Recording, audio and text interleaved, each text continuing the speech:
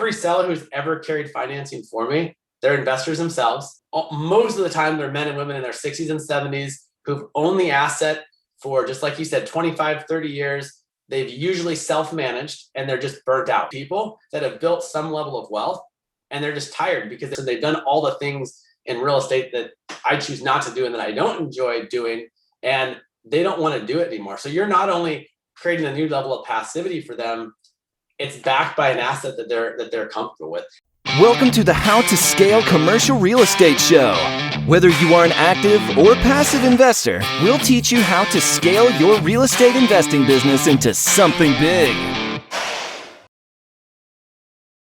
Gabriel Hamel is a real estate investor whose passion for real estate, business, and financial freedom has helped him to amass a multi-million-dollar real estate portfolio consisting of single-family homes, multifamily apartments, commercial real estate, and mobile home parks. Gabriel, welcome to the show. Hey, thanks for having me, Sam. Appreciate it. Pleasure's mine, man. There's three questions I ask every guest who comes on the show in 90 seconds or less. Can you tell me, where did you start? Where are you now? And how did you get there?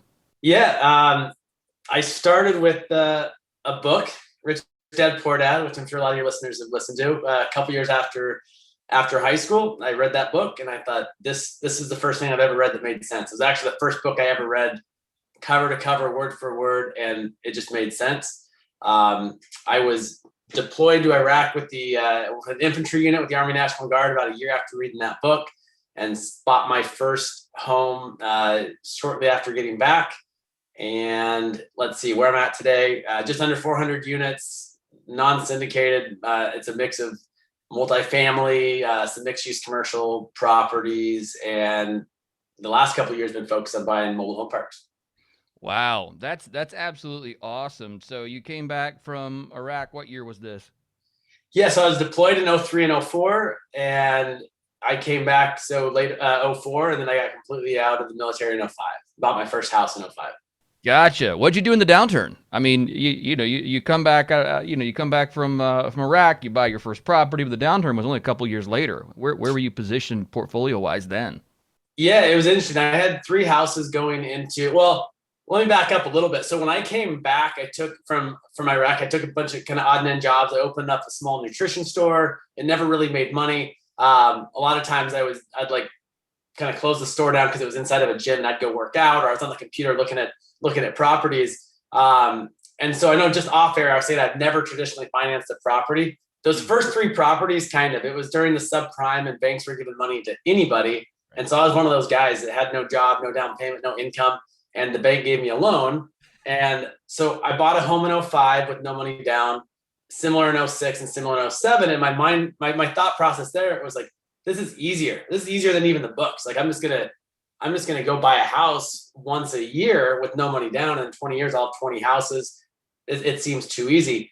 So like 2000, right before 2008, I had shut my store down. My first son was born. That was kind of my first moment of like, what do I do now? And so I went back to the bank and said, hey, I want to buy another house. And they said, hey, guidelines have changed. Like, you actually don't qualify. You need a down payment. You need income. You need all these things. You need a job.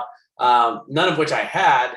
So I was like, there has to be another way. I didn't know anyone with money. I didn't know, how to, because they told me you're going to need 20% down at least, maybe 30% down on investment properties. And I'm like, what do I do? And this was really my goal and passion. I was like, I'm going to be financially free through real estate. And it was easy initially. And so from 08 through 09, I just started looking for seller finance deals. I would get on Craigslist every night. I had a minimum wage job, and I thought if I could replace this income, I would be financially free. I wouldn't be wealthy yet, but I could at least replace this income, be financially free. So I got online every night and just started looking for seller finance deals. And about a year into looking, I found a seller finance deal that it was a no money down deal on 2 duplexes. It cash flowed almost to the dollar that I was making at that job. And I finished out that year of work, and I never worked again. 1 year. You spent an entire year looking for seller finance deals. What gave you the motivation to keep looking? I mean, that's a long time sifting and not finding anything. Yeah, there are several things. So for one, it was, I had shut the store down, my first son being born, and I kind of had this idea like I'm going to be financially free before I have kids. Well, I wasn't financially free. I had these couple houses, they cash flowed a couple $100, and I'm just doing the math going, it's going to be hard to be financially free, let alone like to actually build wealth. I'm going to have to buy a lot of homes that are a couple $100 a month cash flow. And then when I just took a bunch of odd and end jobs, right? And because I had low paying jobs, I eventually ended up in a job in a high school special education class, and I was coaching high school wrestling, which really didn't make any money there. But it was a couple months into that job. I was literally cleaning shit out of a stall that a kid threw everywhere because he thought it was funny. And believe me, my heart goes out to these kids. It just wasn't my dream, like to be doing that. And so a few months into that job, I was like, this is not what I want to do. I have this dream of being financially free, and I was convinced in my mind that real estate would be that path. And I thought, if I don't find a way to replace this income as soon as possible, I'm going to end up working a job that I don't like, and who knows for how long. So it's kind of this moment of, am I going to get serious about investing, or am I going to stay at this job? And I actually feel fortunate that it wasn't a high paying job, because it felt very obtainable. I think my take home was under $1,500 a month, of take home. So I thought, if I could replace this income, like, I'm financially free. So at 27, I'm like, I'm retired, I'm financially free. I was still poor as shit, right? Like, it's not like I was wealthy, but but my income was more than what my expenses were, and I kept my expenses low for a lot of years. And from 2009 through 13, I bought all no money down seller finance deals on small multifamily. So I bought another 10 or so properties from 09 through 13, all no money down seller finance deals. That year of looking, I had analyzed a lot of deals. I had talked to a lot of people. I had a lot of conversations that, on deals that didn't pencil, but I started understanding the language and the deal structure and what sellers wanted. And so by 2014, I had acquired quite a bit of, small multifamily properties with no money down. And in 2014, I was able to refinance those properties out and have traditional financing on all those properties, but I never had to bring money to the table. So I essentially in 2014 ended up with the same type of loans that in 09, 10, 11, 12, I would have had to bring 30% down, which I didn't have. Right. So let me get this right, Gabriel. In 2014, you were able to refinance all of these properties, which at that point, you'd obviously increased the cash flow. They now appreciated in value, and you're able to get the financing you wanted, and you still had no money in the deals.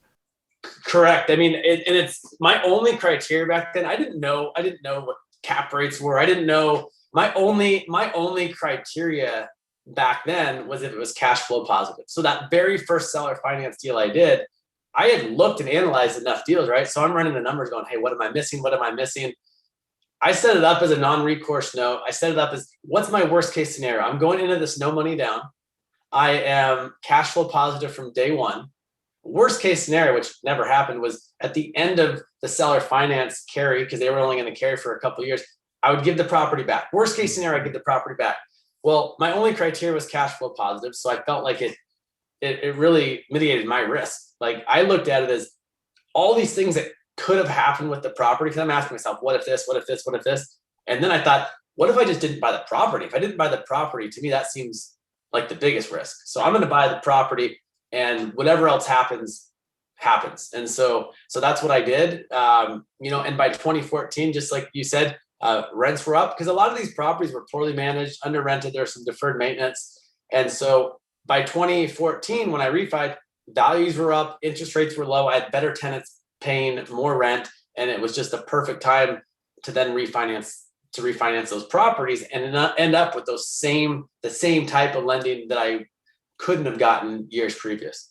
Do you feel like those opportunities for those types of seller financing opportunities, I should say, still exist today? Yeah, a lot of people think no. I mean, I have never traditionally financed a property ever, other than those first three houses, which I don't know if you can really consider that traditional finance. I mean, they gave anyone loans back then. I just bought well. I bought property that still made sense. But absolutely. I mean, I've only used seller financing, private money, and hard money. And the first private money lender, the first person I ever borrowed private money from, was one of those sellers that I refinanced out in 2014. She said, what am I going to do with this money? I had never borrowed private money. She had never lent private money. And I said, you could lend it back to me. Well, we had 6 years of trust. We had all those years of trust of me making those payments. And so she's like, hey, I'd be happy to. And those opportunities are definitely out there. There's a lot of reasons a seller would want to carry financing, even in this kind of market. Is there a particular, I'm going to use the word demographic. That's not the right word though, but is there a particular set of traits that you are finding today that these sellers who are doing seller financing have? Like, is it, hey, they're over the age of 70, they have owned these properties for 25 years. Is there any common threads amongst that? Yeah, absolutely. I mean, and you kind of nailed it with those questions. Initially I didn't recognize it. And I initially, after I did a few deals, I thought I'd have to go out and like educate all these sellers. I'm like, this is amazing. These sellers are happy to sell their houses. They're not asking for money down. I need to go educate all these sellers on why they should carry financing. And then I realized, wait a minute, I never educated any seller. And not that you couldn't, because I know people who have. Every seller who's ever carried financing for me, they're investors themselves. Most of the time, they're men and women in their 60s and 70s who've owned the asset for, just like you said, 25, 30 years. They've usually self-managed and they're just burnt out. Really, really good people that have built some level of wealth, and they're just tired because they've been landlord, they've been maintenance person, they've done all the things in real estate that I choose not to do and that I don't enjoy doing, and they don't want to do it anymore. So you're not only creating a new level of passivity for them, it's backed by an asset that they're comfortable with. And so instead of me going out and trying to educate all these sellers, I just tried to get in front of sellers that already understood the advantage of carrying financing. So I'm not educating them. And I just say, hey, what kind of terms would you be interested in? And then I see, hey, what are their needs? And can I create a scenario that gives them what they want and still works for me, and really create that true win-win scenario?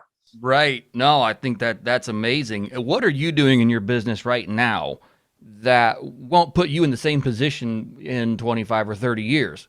When you're sitting there going, okay, now I got 400 units. I'm burnt out. I'm tired. Where is Gabriel Hamel, 25 years ago that I can sell all these off to? How are you positioning your portfolio differently? Yeah. So I don't self-manage. I'm not great at property management. I don't like property management. I build relationships. I like people. Every deal I've ever done, from my first one to the most recent one, every deal I've ever purchased, I can trace back to a conversation or relationship, letting people know what I'm looking for. Whether it's brokers and agents or people I know, no one's going to bring you a deal if they don't know you're looking. And so I just want to be in the minds of people who know what I'm looking for. So, as of late, it's been a lot of mobile home parks. So, right. So yes, I'm on a lot of lists of a lot of brokers, but I also tell people, hey, I'm looking to buy mobile home parks. So when my property manager finds a park, they're bringing it to me. So I think the biggest thing for me to keep it passive is I hire great property managers. They manage my portfolio, so I can focus on the things that I enjoy and that I'm good at, which is putting deals together and building those relationships. That's a big part of it. And maybe years from now, I actually did just sell 4 of my properties, 13 units, and I sold them with no money down, seller finance. So it has come full circle, but the reasons were different. I didn't self-manage those, but they were older properties. They were actually some of my original purchases from those 2009, 10, 11. They're older properties. There's some deferred maintenance. The rents aren't maximized, and there's a bunch of equity in the property, but it's not the best use of my money to go in and rehab those because they're smaller multi, and I'm moving on to some bigger stuff. So I sold them to a couple who I know, like, and trust, and they have the skill set to go in there. I mean, they've already shot me pictures. This was just like a month and a half ago. They're already shooting me pictures of all the money they're putting in these properties, and they're cleaning them up. And it's great. It's a win-win scenario. In 3 years, they pay me off. And so just because I'm not 70 years old and burnt out, it doesn't mean it wasn't a good purchase for them. And it didn't mean it's not a good sale for me. And so it's still a win-win scenario for both of us.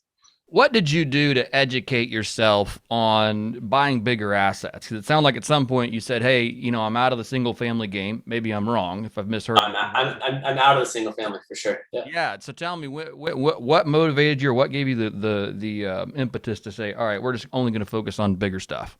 I realized it wasn't that much harder. I think, I at some point I realized, all these sellers, as I started to look at bigger properties, a lot of the sellers, because they're investors themselves, they're willing to think a little more creatively. So they're okay carrying financing. So I like that. It was a little bit more of a sophisticated conversation. I've never bought somebody's personal residence. And so the emotion is less attached to the property, which makes the conversation easier. And for me, it's a mindset thing. And people are playing at a high level. And I realize as I'm doing, the kind of deals I'm doing today, I'm sure I'll look back on and be like, those were small deals. And a lot of it's not harder. It's just more of a confidence thing of, like, when I bought my first house, it was easier to buy the second one. When I did my first seller finance deal, it was easier to do the next and the next and the next. And same with when I bought my first mobile home park, right? It was easier to do the second one and the third one and the fourth one. It's just once you do it, you realize, like, hey, this isn't that much harder. And in some ways, as you go bigger, it's easier in a lot of ways. Are you buying mobile home parks, seller financing as well? Yeah, I'll buy mobile home park, seller financing, and I'll use hard money or private money. And I like that space a lot. And I still like to go in with untraditional financing in the sense of, my first 4 mobile home parks, 3 were hard money, 1 was seller finance.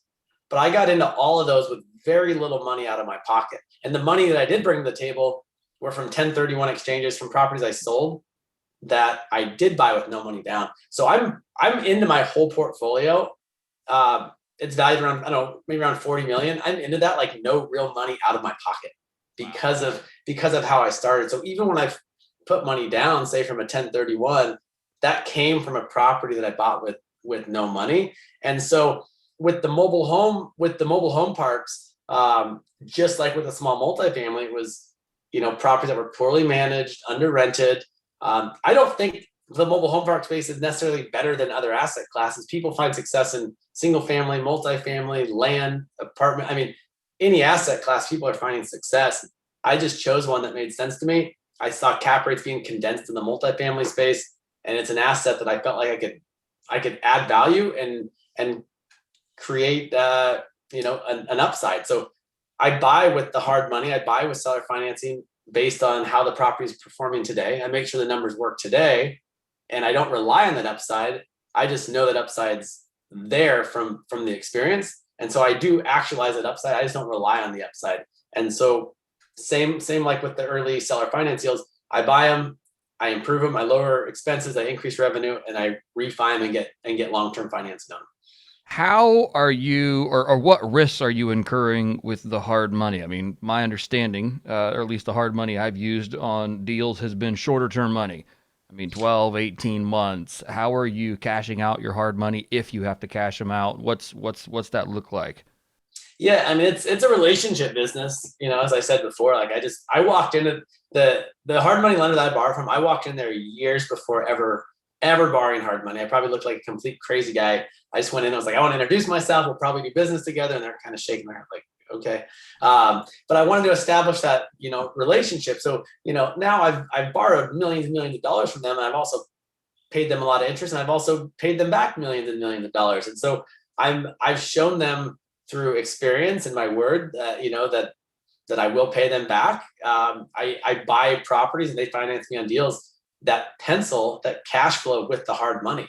And so, like, a good example, those first 4 mobile home parks that I bought, 3 of them were hard money. They penciled with the hard money. They were cash flow positive from day one with the hard money. And that's why they were willing to finance them. And when I refinanced them out, they saw with each property, okay, I was able to lower expenses, increase revenue. It was a good day for them. So of course they're going to want to keep lending me on that asset, because I've shown them, hey, I did what I said I was going to do. The property performed as I said I was going to do it. I was able to refi you out. So it's relationship and trust, just like I think any transaction with real estate. What's one piece of advice you would give to someone looking to do seller financing or looking to find seller financing deals today? Yeah, I think the biggest thing is you have to have enough conversations, because I think a lot of people, there is a stigma around, no, sellers won't carry financing. And a lot of people that say sellers won't carry financing have never asked, have never done it.